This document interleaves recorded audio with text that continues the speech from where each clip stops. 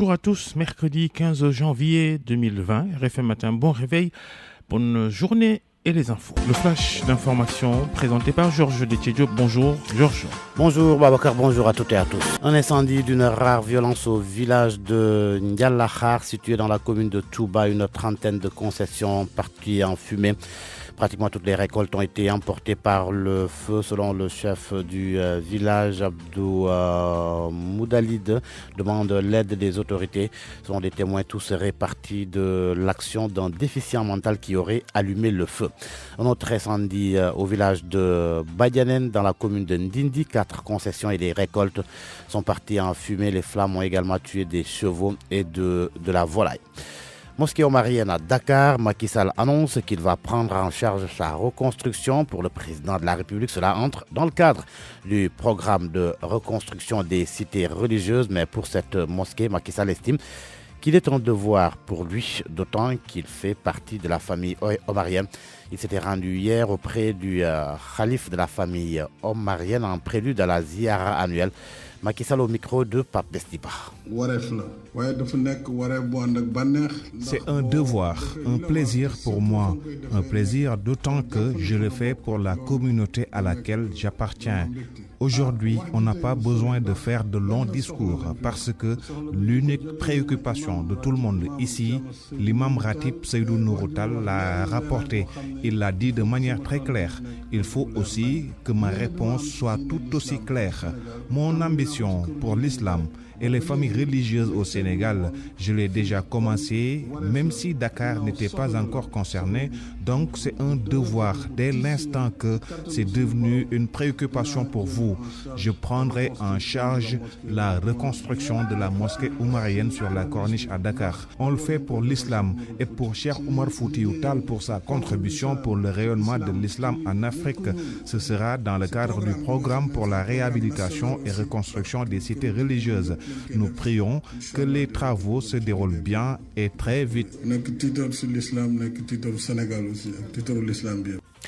En politique, le Parti démocratique sénégalais a suspendu sa participation au FRN. Les libéraux disent avoir constaté des déviations, de graves déviations des mécanismes internes de prise de décision stratégique, notamment en ce qui concerne le dialogue national initié unilatéralement par le président Macky Sall.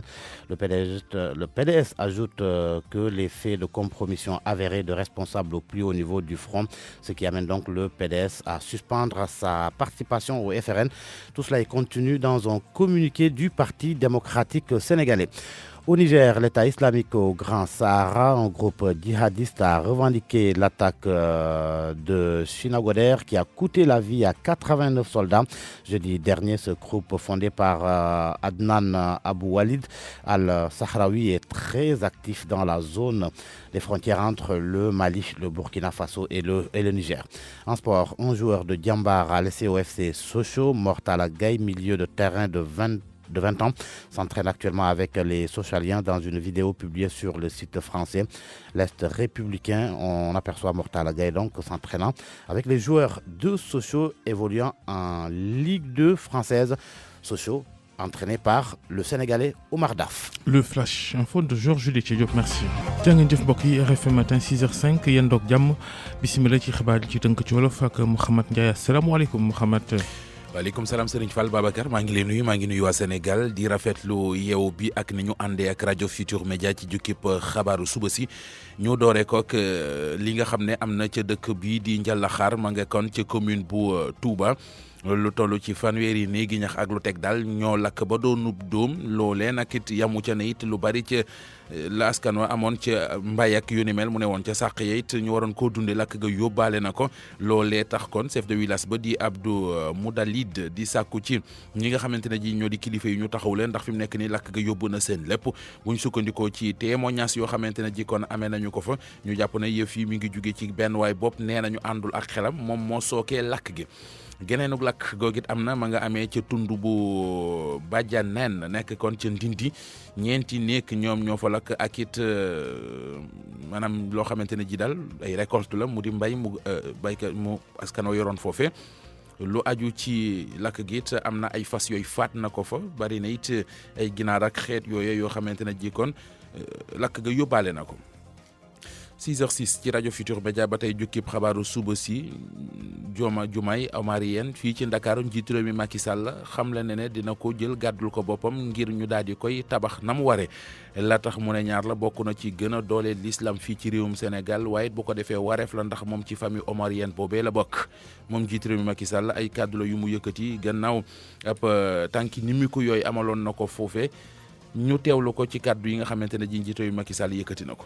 wareef la waaye dafa nekk wareef bu ànd ak bànneex ndax boo defee li la war te surtout fa nga koy defee nekk foo jàpp ne fa nga bokk loolu day nekk vraiment mbégte.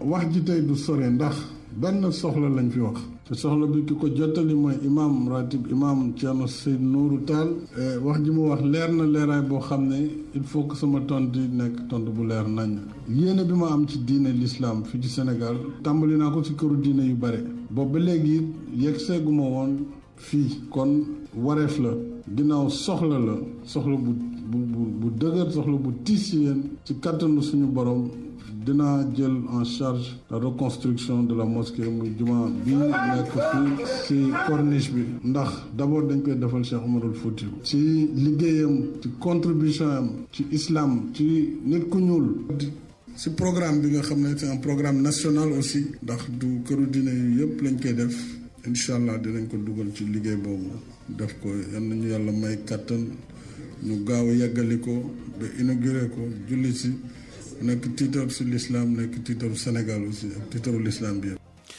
wàllu politique waa parti démocratique Sénégal nee nañu dañuy ajandi seen i yëngu-yëngu jëm ci front résistance nationale li tax libéraux yi doxalee noonu daal moo di nee nañu dañoo seetlu yu ay yoon yoo xamante ne ji ñu àndal di front résistance nationale dañoo jàdd yoon wa nga xam ne fa la ñu njoxte ne fa la ñu waroon a aw te loolu yi bokk na ci taxawaay bi ñu am jëm ci dialogue national bi ñu jàpp ne Macky Sall rek sax moom moo ko initier boppam lu aju ci li leen tax a bëgg suspendre seen i yëngu-yëngu ci front résistance nationale it bokk na ci daal ci ni ñu gisee ne daal lan ci ay kilifa yu kawe ci biir front boobee taxawaay bi nga xamante ne ji kon moom la ñu amee bokkul ak ñenn ñekk taxawaay bi nga xam ne kon am nañ ko ci woowile wàll bi ci réew la ñu jëm Niger état islamique bu fële ca Grand Sahara nee na maanaam daal ak benn groupe islamique bu am foofee xamle na ne congu gi amoon fële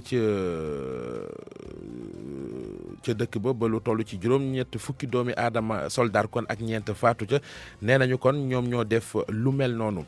wàllu tàggat yaram am na benn footballkat boo xam ne ci centre de formation jàmbaar la jóge ña nga koy essayé fële ci FC Sochaux di club bu nekk ca France waa ji Mortala Gueye lay wuyoo ab xale la sax mi ngi toll ci ñaar fukki at ñu jàpp ne démb kon ma nga doon tàggatoo ak footballkat yi Sochaux yooyu foofee ca France ci vidéo boo xamante ne ji kon siiwal nañu ko ci club bi ca la ñu ko gisee ñu jàpp ne fàttali ne club boobee di Sochaux ma ngay football ci Ligue 2 ba ca France doomu Sénégal bi di Oumar Daf moo leen di tàggat sëñ Fall. jaajëf Mouhamed.